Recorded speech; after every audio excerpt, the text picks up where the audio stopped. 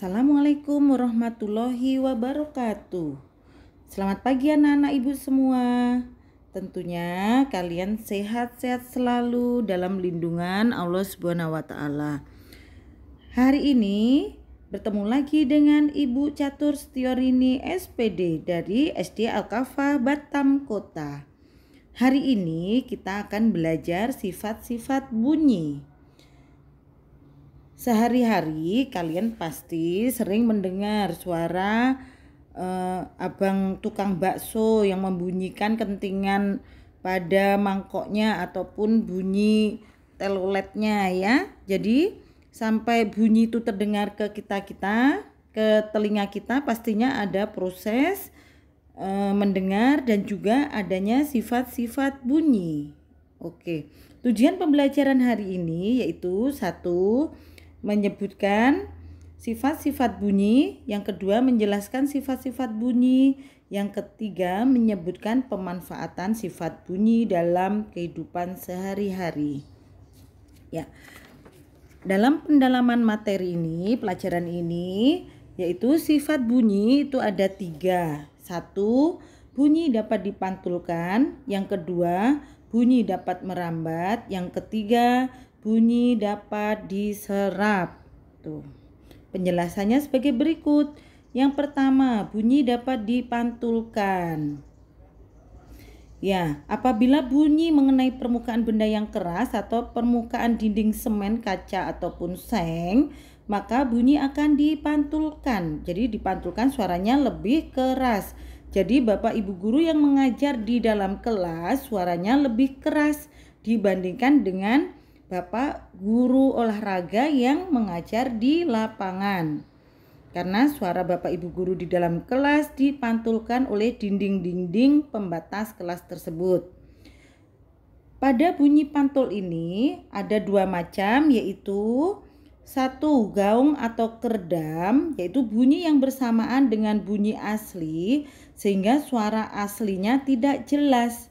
Jadi bunyinya bersamaan dengan bunyi asli dan suaranya tidak jelas, biasanya terjadi di ruangan yang banyak orang, terus ruangan yang sempit, orang saling berbicara ataupun di tempat umum lainnya. Yang kedua yaitu gema. Gema ini terdengar setelah bunyi asli dan suaranya jelas mengikuti bunyi aslinya. Terjadi pada orang yang berteriak di daerah pegunungan atau perbukitan. Jadi terdengar suara gemanya. Ya, ini bunyi dapat merambat. Perambatan bunyi yang paling cepat adalah pada benda padat, cair, dan gas. Ini kita sudah pelajarin pada subtema 1 ya nak ya. Jadi contohnya ini kita dapat mendengar bunyi pada 2 batu yang dibenturkan dalam air. Selanjutnya, yang ketiga, bunyi dapat diserap. Bunyi dapat diserap oleh benda-benda lunak seperti busa, kain, gabus, karpet, dan kapas. Untuk penyerapan bunyi ini, biasanya ruangan tertentu, bioskop dan studio musik, ruangannya dilapisi oleh busa ataupun kain yang tebal sehingga suaranya tidak terdengar keluar atau suaranya dapat diredam. Ya, tidak keluar dari ruangan, dapat diserap oleh benda yang bersifat lunak ini. Ya, lanjut.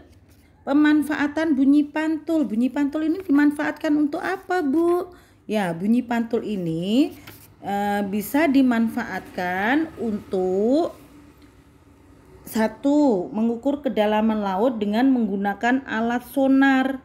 Alat sonar ini terdapat di dalam kapal untuk mengetahui lokasi karang, kapal tenggelam atau karam, terus kapal selam ataupun kelompok ikan, sehingga para nelayan yang membawa kapal besar itu bisa memanen ikan dengan memanfaatkan bunyi sonar ini. Yang kedua yaitu ultrasonografi atau USG. Ini untuk melihat mendeteksi keadaan janin yang ada di rahim ibu yang sedang hamil. Ini ada di dokter dokter apa namanya? Ya, untuk dokter. Selanjutnya yang kedua yaitu alat untuk pengukur detak jantung atau stetoskop. Yang ketiga bisa mendeteksi kerusakan logam. Tuh ya nak ya. Kalau seismograf kemarin dari getarannya, dari getaran bunyi yang ditimbulkan oleh gunung yang mau meletus. Demikian pemanfaatan yang bisa Ibu sampaikan untuk pemanfaatan bunyi pantul ini. Semoga bermanfaat. Ya, tetap semangat belajar di rumah. Sukses selalu untuk kalian. Ibu akhiri, wassalamualaikum warahmatullahi wabarakatuh.